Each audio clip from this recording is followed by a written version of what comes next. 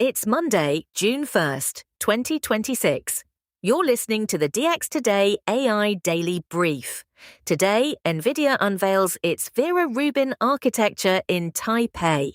SoftBank commits 75 billion euros to build 5 gigawatts of AI data centers across France. And GitHub Copilot's new token-based billing model goes live, sparking a developer revolt. Let's get into it.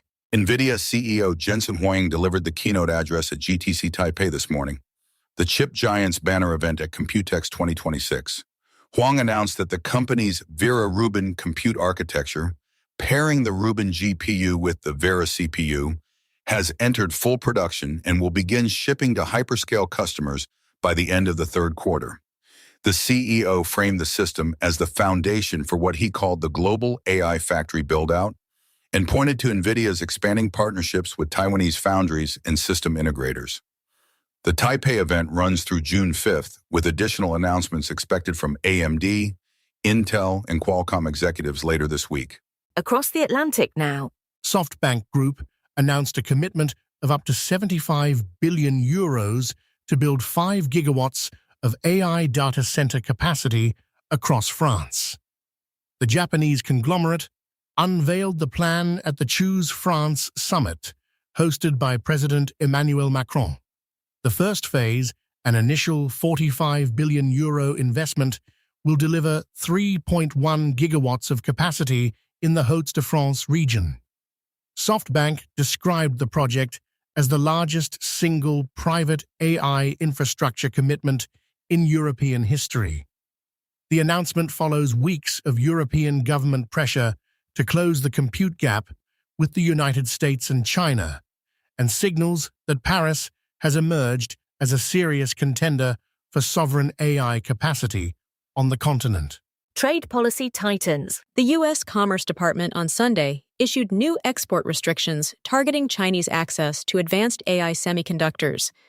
The expanded controls explicitly cover NVIDIA's Rubin and Blackwell accelerator families, along with AMD's MI350X data center chip. Commerce officials said the rules closed licensing loopholes that had allowed reduced specification variants to ship into mainland China through intermediaries. NVIDIA and AMD shares moved lower in pre-market trading. Industry analysts estimate the rules could remove between $4 and $7 billion in annualized revenue from the two companies, though both have indicated they are exploring further compliant variants. Beijing's Commerce Ministry called the move, quote, technological coercion, and signaled retaliatory measures are under review. Hardware shakeup in Redmond. Microsoft and NVIDIA confirmed the first Windows PCs running NVIDIA processors as the main CPU will debut at Computex this week. The new ARM-based platform is the result of a multi-year collaboration between the two companies and represents the most direct challenge yet to the decades-long Intel and AMD lock on the Windows ecosystem. Sources familiar with the launch say the systems combine an NVIDIA CPU with on-package Blackwell graphics and a dedicated neural processing unit tuned for Copilot+ workloads. Pricing and the first OEM partners are expected to be detailed at Microsoft Build, which kicks off Tuesday in San Francisco. Industry watchers say the move could reshape the entire premium AI notebook category. Developers push back. GitHub Copilot's new token-based billing model went live for all paid users today, replacing the previous flat-rate subscription structure. Under the new system, developers are billed against per-request token quotas, with overages charged at posted rates that vary by underlying model. GitHub framed the change as necessary to reflect the compute cost of agentic workloads. Developers reacted with what one open-source project maintainer called a revolt, with X and Reddit flooded by screenshots of bills 2 to 5 times higher than the previous month. GitHub CEO Thomas Dohmke acknowledged the friction in a post earlier today and promised a pricing review window for power users. The move marks the most significant change to developer tool economics in years. Search reinvented in Mountain View. Google began the global rollout of Gemini 3.5 Flash today, making the model the new default for AI mode in search across every market where the feature is available. The company is pairing the model launch with the largest redesign of the search box in over 25 years, an interface the company is calling the Intelligent Search Box. Users can now ask multi-step research questions, monitor changes across the web, and instruct information agents to act on findings. Google said Gemini 3.5 Flash matches the quality of its larger flagship models on coding and agentic benchmarks while running at roughly 4 times the speed. Pricing comes in at $1.50 per million input tokens. Pivot to the physical world.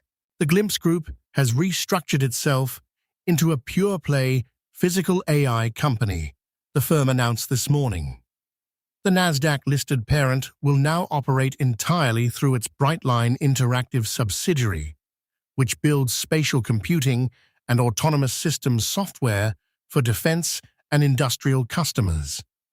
The company also raised $1.85 million in a private placement to fund the pivot. Brightline General Manager Tyler Gates becomes chief executive, and the company is seating a new board that includes senior leaders from defense, technology, and capital markets. Glimpse said the move positions the company at the intersection of AI, robotics, and embodied systems, the segment that Morgan Stanley analysts last week called the next frontier of generative deployment. Courtroom drama in Manhattan. CNN has filed a copyright and trademark lawsuit against Perplexity AI in the U.S. District Court for the Southern District of New York. The complaint alleges the search startup scraped and redistributed more than 17,000 CNN articles without authorization, then used the network's trade dress and logos in answer citations in ways that confused users about the source. The filing makes CNN the 9th major publisher to sue Perplexity, joining the New York Times, News Corp, the Chicago Tribune, Reddit, and Japan's Yomiuri Shimbun. Perplexity declined to comment on pending litigation, but pointed to its publisher revenue share program. The cumulative legal pressure now hangs over the company as it pursues its next funding round. More from Microsoft. Microsoft is preparing to unveil 3 new in-house foundation models at Build 2026 on Tuesday, according to internal documents reviewed over the weekend.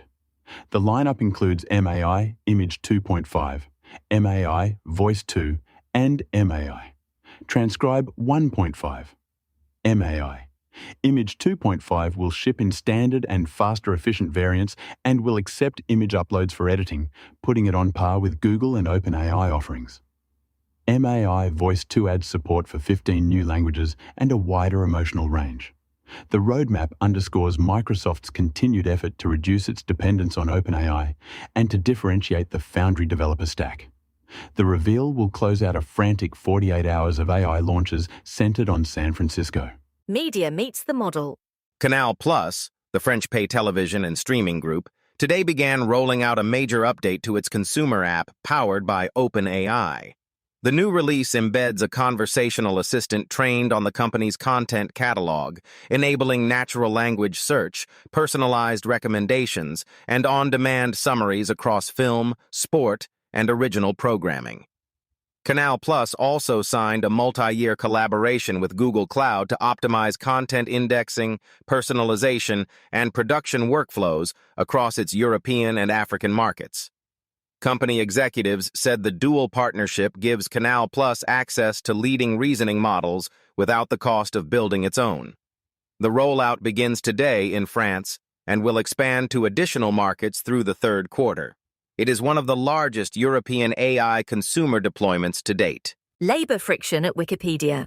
More than 800 Wikipedia editors have signed a petition threatening collective action against the Wikimedia Foundation following the disbanding of the community tech engineering team. The unrest, which broke into the open over the weekend, follows a round of layoffs that eliminated 5 engineers and 1 manager responsible for processing community-requested fixes and moderation tools.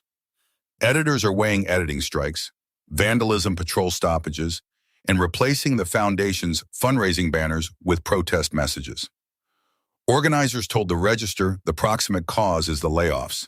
But the deeper anxiety is the Foundation's accelerating push to integrate AI systems into the moderation stack. The dispute is the most serious between the Foundation and its volunteer base in years. Finally, a leaderboard pulled. Amazon has shut down its internal AI usage leaderboard, the Cairo Rank dashboard, after employees gamed the system with what staff dubbed token maxing. The dashboard had scored employees based on activity on the Cairo developer platform, but workers began pointing in-house agents at meaningless tasks to inflate their token counts and climb the rankings. Senior Vice President Dave Treadwell told staff in a memo not to use AI for its own sake, and the company said it will instead track normalized deployments, meaning AI-generated code that actually shipped. The episode lands as Amazon plans roughly $200 billion in capital spending this year, almost all of it AI and data center related. Analysts say similar dynamics are emerging at Meta and Microsoft. That's your briefing for Monday, June 1st, 2026. For DX Today, stay curious.